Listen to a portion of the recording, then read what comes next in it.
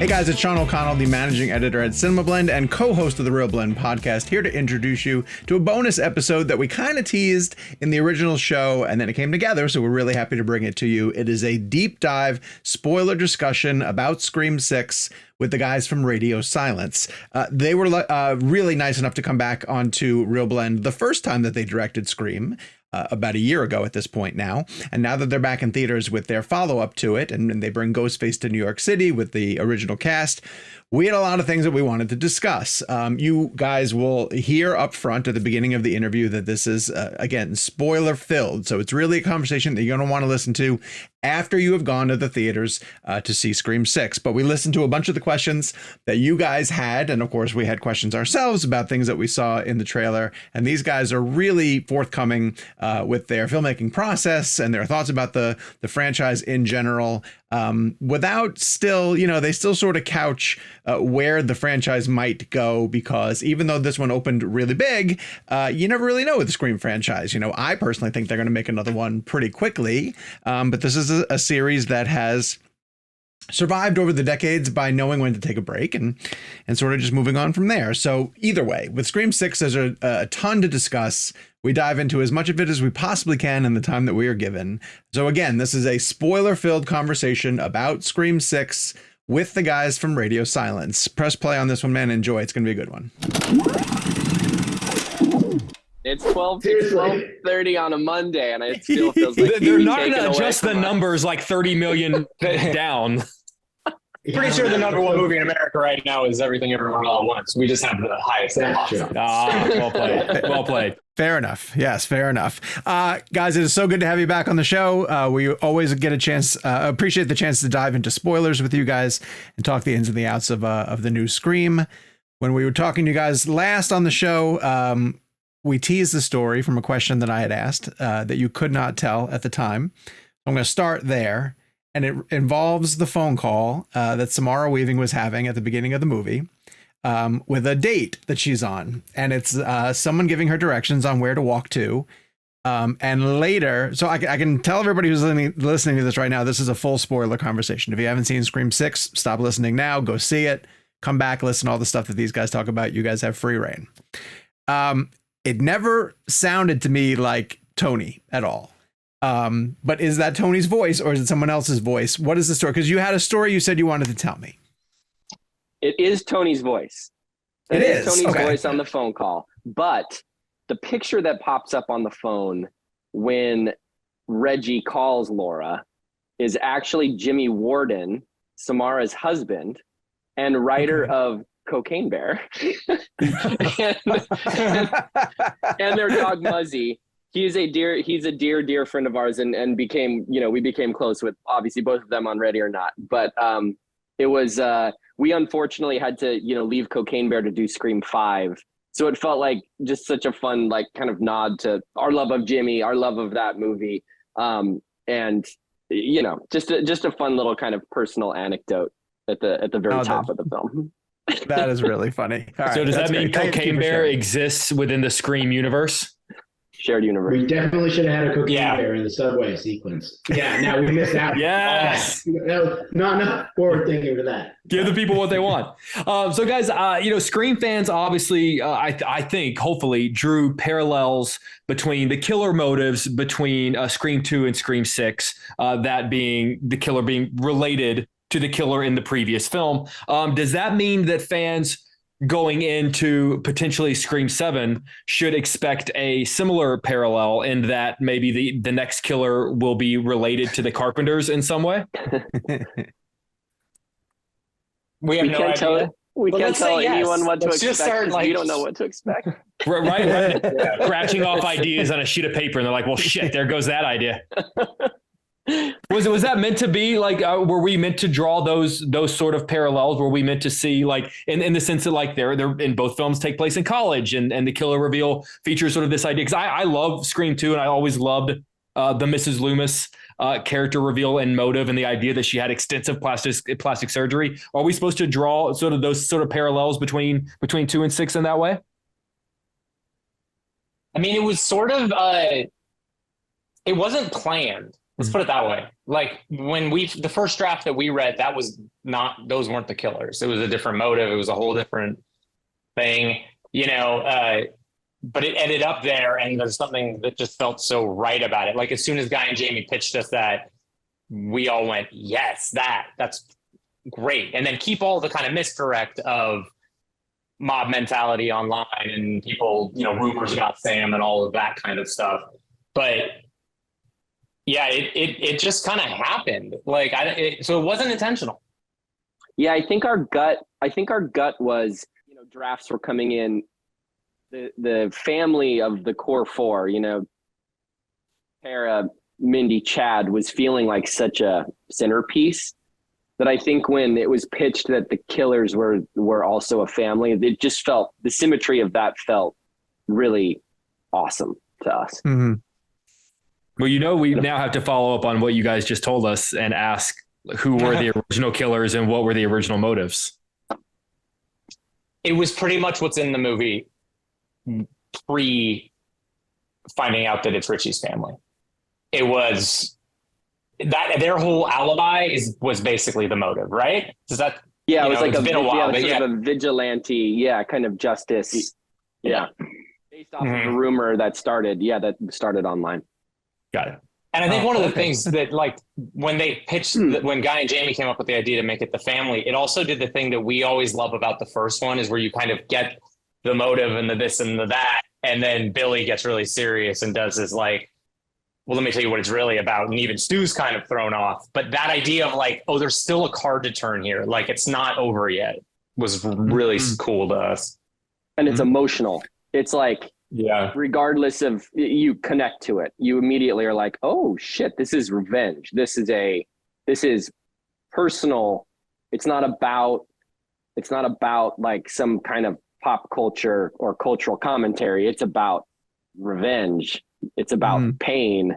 That for us, I think, was just so key and so important that you can kind of distill it to a really simple and really, tragic kind of moment.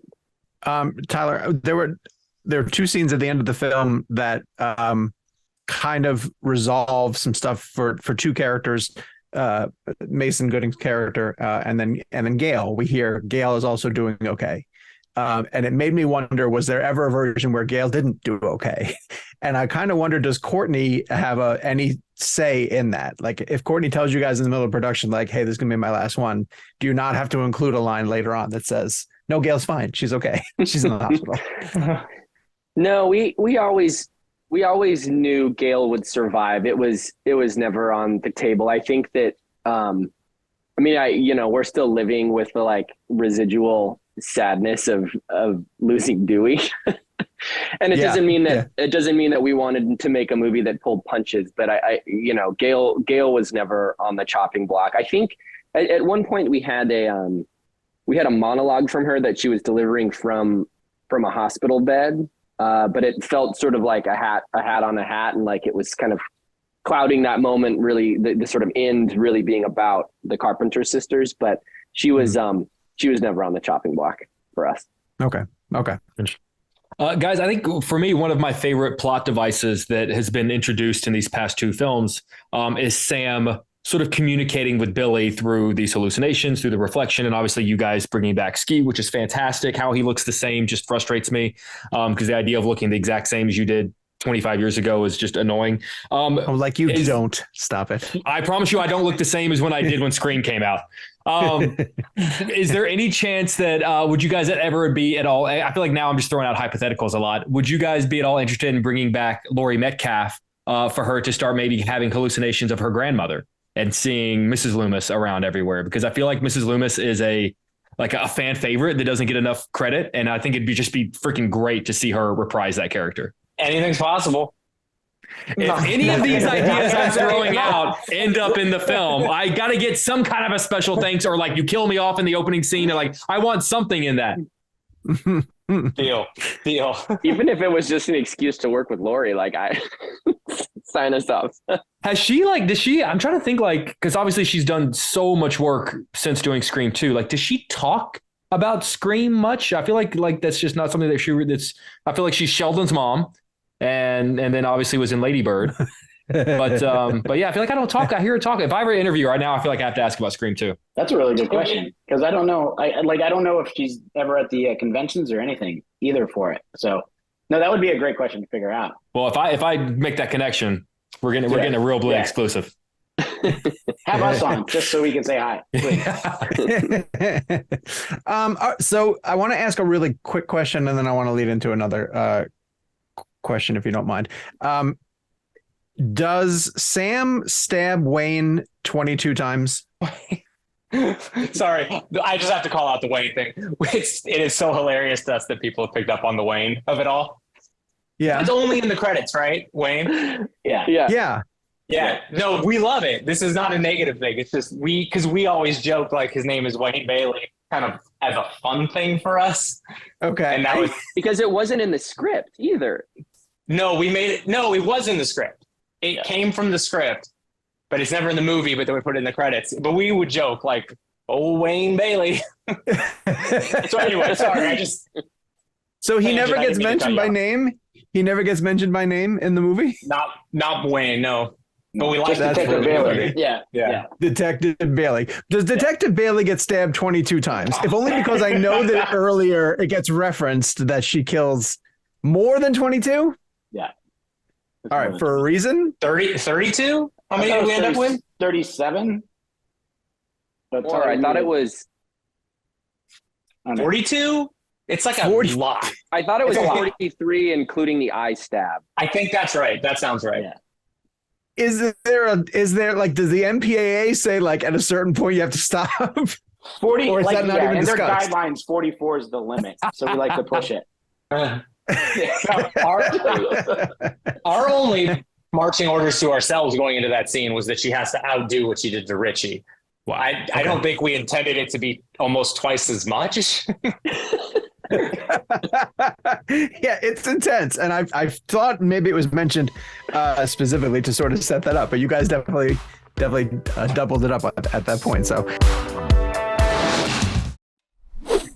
you guys, between this film and the previous film, continuously are pulling at the thread that there's like something really dark going on inside Sam. And the big question being, I guess, how she's going to choose to channel that. And I'm sort of curious how far down you guys want to take that. And is there potential that like we're going to see our final girl change sides in some form or fashion? Like, if the original, Scream films were about the evolution of a final girl, like, are we meant to believe that these films are about the evolution of a killer? Like how dark are you guys imagining Sam is going to get? This is like Breaking Bad for Scream. Yeah, kind of. Yeah. I don't know. I mean, I personally, I don't think I'd want to see Sam. I like seeing her embrace it the way she does, where, she goes way overkill when she murders people. Yeah.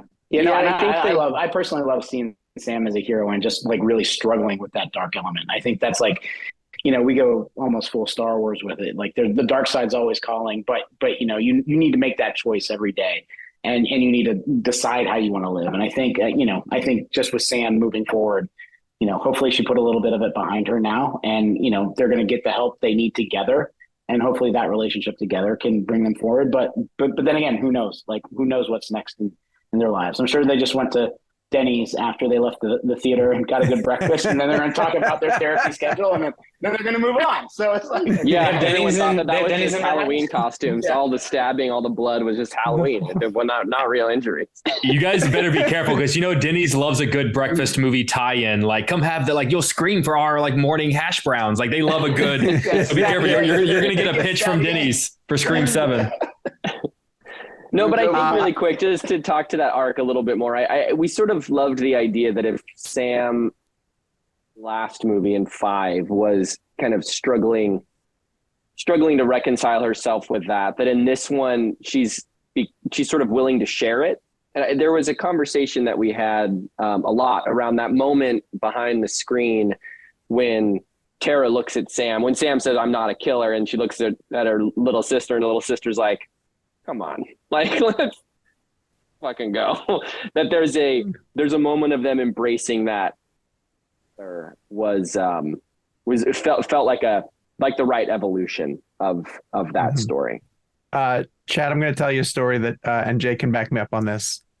There was one point in the middle of the news cycle between when you guys found out that Nev wasn't going to come back and then the movie was still had a long way to go. And I said to Jake, I said, I think this is bait and switch. I said, I think Sidney's Ghostface, and this is all a long con.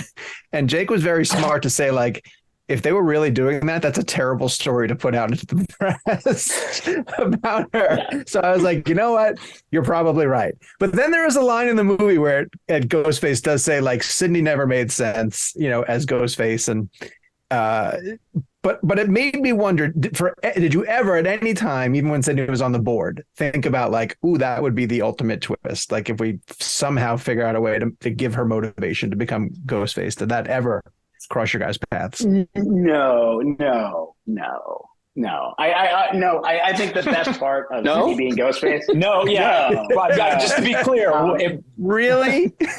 No. Though in the original Scream, it's like really nice seeing her take off the mask, when she's getting Billy with the umbrella and everything like that too. But like besides that, I think just Sidney is just the ultimate hero, and I think that we have enough other darkness in the movie that we didn't need to go there with Sidney, and I think that was like part of the character development for Sam Carpenter, I think, was to be able to like have to deal with something like that because she is not Sidney, and she never was trying to be Sidney. She's a completely different character. So that darkness lives in Samantha Carpenter, not in Sidney Prescott. So that, I don't ever see Sidney being a Ghostface.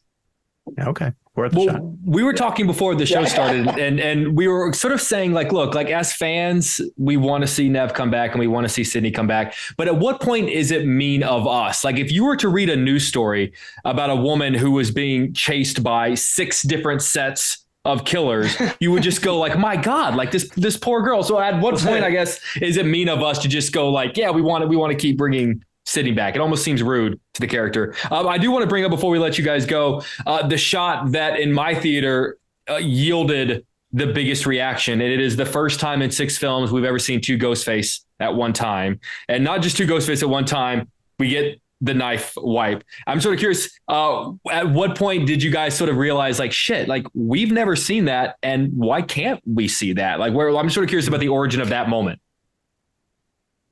That was in the draft, and it was